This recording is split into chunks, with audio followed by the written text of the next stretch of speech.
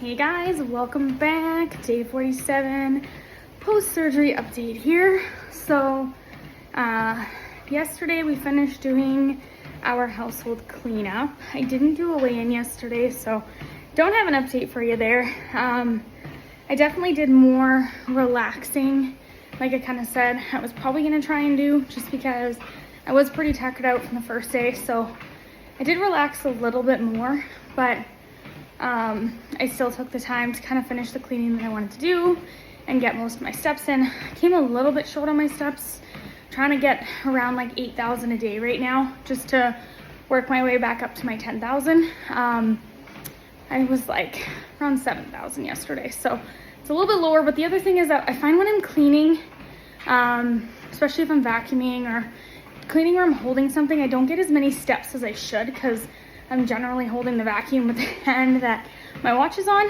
So I also know that I got more steps than my watch would have recorded. So I'm not beating myself up too bad on that, because I probably did actually hit around 8,000. I just didn't get it recorded, which I like to see the numbers, but it is what it is.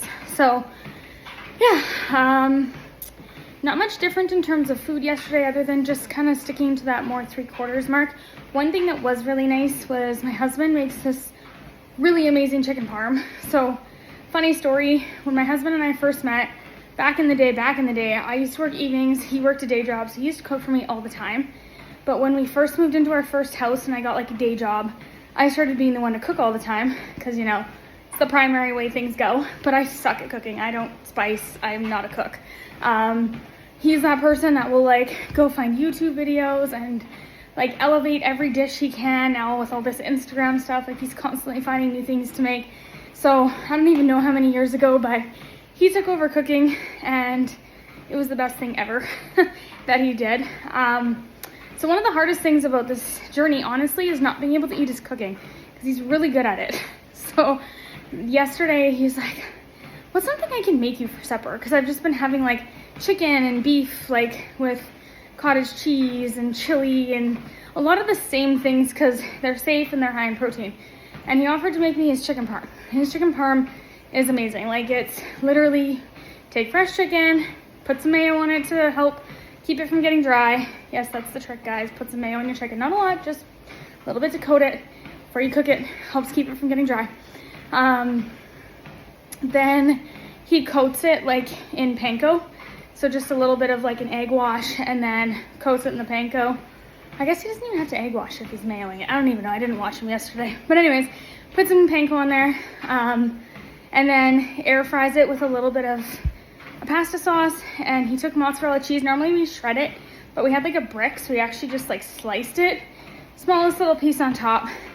And so that was my dinner. And I also had some broccoli and cauliflower, which I hadn't tried yet, but that went well. I had no issues there. So that was a really nice dinner. It's probably one of my first like official meals that I've had that haven't just been kind of the same old, same old. I did have like, I've had chicken breast a couple times and that, but to actually have like that level of cuisine was super nice. But it's funny because like we were joking about our plate sizes, because he had spaghetti with it, and like his plate of spaghetti was like, he had obviously a big plate, and I got my little plate, and his plate of spaghetti, it's like half of a plate of spaghetti with his chicken, and he was kind of laughing about it, and I was gonna take a picture of it, and at first he's like, no, don't do that, and I'm like, but this is how most people eat, right? Like, there's nothing wrong. And my husband's very different than most people, because 80 to 90% of the time he eats one meal a day, because when he's working, he just gets too busy, or if he goes to work, he doesn't take food. So it's very rare that he eats breakfast or lunch. And if anything, it's one or the other. So for him to have a big dinner, that's not a terrible thing, because he's got to get calories somewhere, right? So as much as it looks really bad, and to me right now, I'm like, oh my God, what are you eating? But realistically, like, he's eating what he needs to be eating. It's just, our situations are very different. So it's just being understanding of each other and joking about it, but also knowing that like, that's okay for him, because that's where he's at and he's meeting me where I'm at. So yeah, it's been really good.